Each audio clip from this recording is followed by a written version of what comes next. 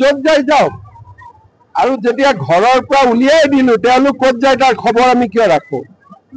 য'তে যায় যাওক য'ৰ পৰা আহিছিল তাতে যাওক আকৌ মাজে তেওঁলোকে পাইকানাখিনি পাইকানাত যাব তাতো কৰিম আকৌ ৰাজ্যখিনিত আহিব তাতো কৰিম আকৌ পাইকানাত যাব তাত কৰিম আকৌ ৰাজ্যখিনিত আহিব তাত কৰিম লাহে লাহে ঘৰ বনাই ভাগৰি যাব গভৰ্ণমেণ্টৰতো ভাগৰ নালাগে মানুহৰে ভাগৰ লাগিব উচ্ছেদ কেনেকে বন্ধ হ'ব গতিকে গভৰ্ণমেণ্টৰ ভাগৰ বোলা বস্তু নাই ৰাইজৰতো এটা সময়ত ভাগৰ লাগিব গতিকে বাংলাদেশৰ পৰা আহিছিল বাংলাদেশত গুচি যাব ৰাস্তা খুলি দিম যোৱা ৰাস্তাটো অপেন কৰি দিম আহা ৰাস্তাটো বন্ধ কৰি ৰাখিম যোৱা ৰাস্তাটো খুলি থৈ দিম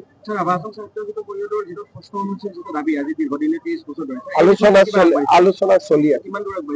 এইটো কোনো মানে এনেকুৱা নহয় যে 1 কিলোমিটাৰ আগবাঢ়িছে 1.5 কিলোমিটাৰ আগবাঢ়িছে আলোচনা চলি আছে ডিসেম্বৰত কেন্দ্ৰীয় চৰকাৰৰ লগতো ৰাভা আশ্ৰমৰ আলোচনা হ'ব নৱেম্বৰ মাহ হে সময়সীমা হিচাপে কৈ তেওঁলোকে কিন্তু আন্দোলনত এলানি কোনে চব ৰাইজৰ দাবী আন্দোলনৰ জৰিয়তে চৰকাৰক জনাব চৰকাৰে শুনিব আৰু চৰকাৰে আলাপ আলোচনা কৰিব আমাৰতো কোনো মাজত কাজিয়া নাই সমাধানৰ ৰাস্তা এটাহে লাগে গতিকে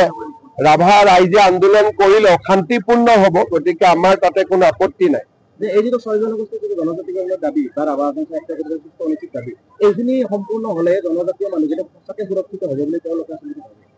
নহয় কথাটো হ'ল এনেকুৱা যে 6 শিডিউল এটা তেওঁলোকৰ দাবী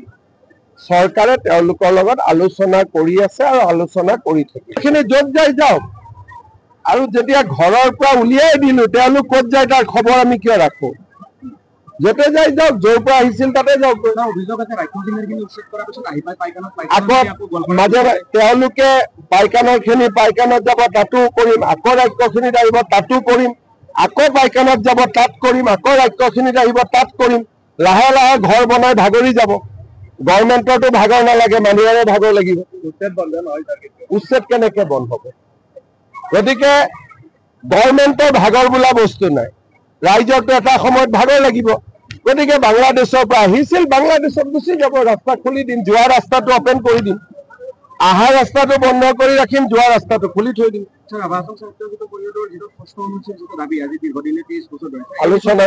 আলোচনা চলি আছে